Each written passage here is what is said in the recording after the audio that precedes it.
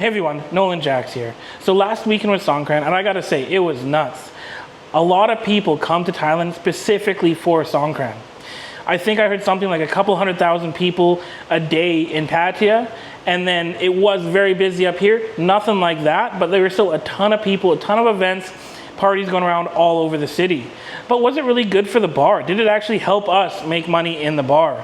I'll be getting into all that in this video. So let's get into it.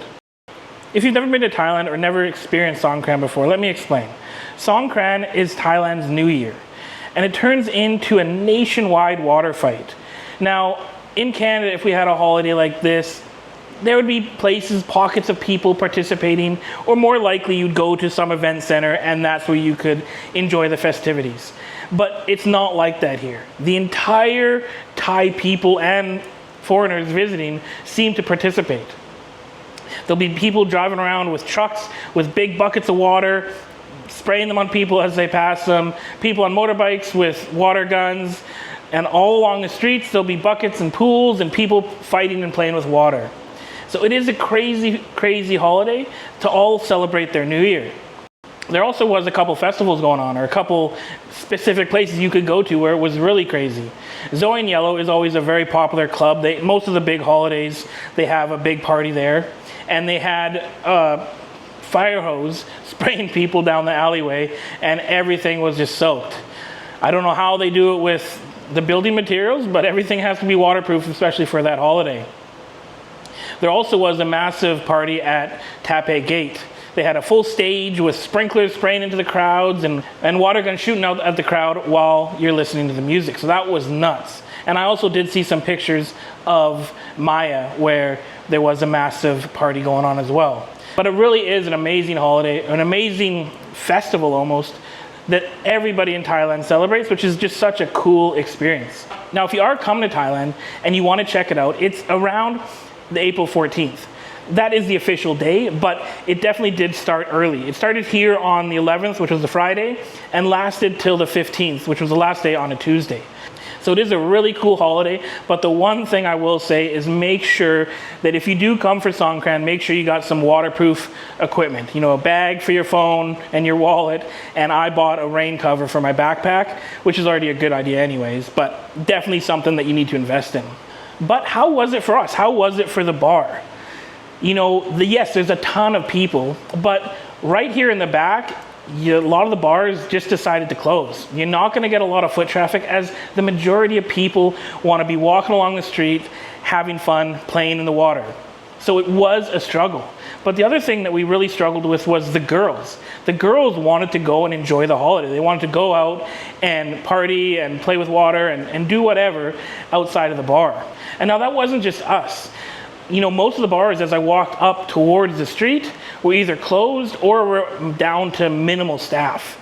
You know, the ones on the street did well, but even those struggled to keep their staff in them. You know, these bars, at least in this area, make money, or the girls make money, by the customers coming and sitting for an extended duration. But honestly, even the bars along the street, most customers don't want to sit even in the bar along the street. They'll get one beer, maybe buy a drink for the girl, maybe, but then they'll want to keep walking.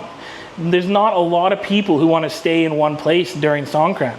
They want to walk around and experience the party. I'm sure, you know, some of those bars still do well, but it is definitely a different style of business, especially from what they're used to. So it is kind of an adjustment that you have to make. Now, obviously, I want this bar to do well and to make money during this time of the year, and I think we have an opportunity back here.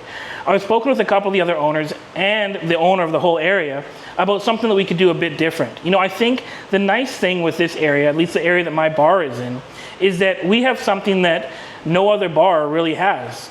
We have a big open area where you don't have to worry about cars or having to move off to the side. We have the boxing stadium itself. There's a lot of room that you could do a lot with. You know, something similar to what they were doing even on Taipei, where there's the sprinklers and the water fights. Yes, you'd have to kind of worry about waterproofing your bar a bit. So there is some question marks, but I think you could easily do something like that. Obviously, the main issue with something like that is going to be the boxing ring itself. I'm sure they wouldn't be too excited about getting that completely soaked. So there would be something that we have to figure out. But I actually have a meeting booked with the owner of the area that we can talk about how we can make this more successful next year.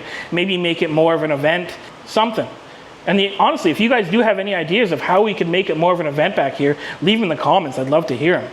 But I kind of think that's a good idea, that we can make this as a destination for Songkran, as it does have that unique ability to have a self-contained area all with bars all around it. So definitely could be interesting. So I'm hoping that happens next year, but that's a long time away. There's a lot of days to get through before we get to next year's Songkran. So that'll be something that we can figure out a little later. Now the other thing is that Songkran really signifies the end of the high season. So we're officially now in the low season. So there's gonna be a lot less customers and a lot less people coming to the bar, but I'm hoping that we'll be able to manage. You know, the nice thing with having not that many staff is I don't have that much overhead. So hopefully we'll be all right. If you're real Muay Thai training in Chiang Mai, then this is the place for you, located directly across from the Loy Krav Boxing Stadium itself. They offer one-on-one coaching, real fight opportunities, and top-notch facilities. Whether you're a beginner or a pro, they've got you covered. Daily, weekly, and monthly courses are available, as well as accommodation packages to make you training just that much easier. Check the details below to find out how to book your first session. But Songkran is crazy. It's an amazing holiday, and I honestly love it. It's a lot of fun, and if you are coming to Thailand, like I said before, if you come in here in April, definitely stay so you can check it out. It's a ton of fun. If you have any questions at all, please leave it in the comments below. Cheers.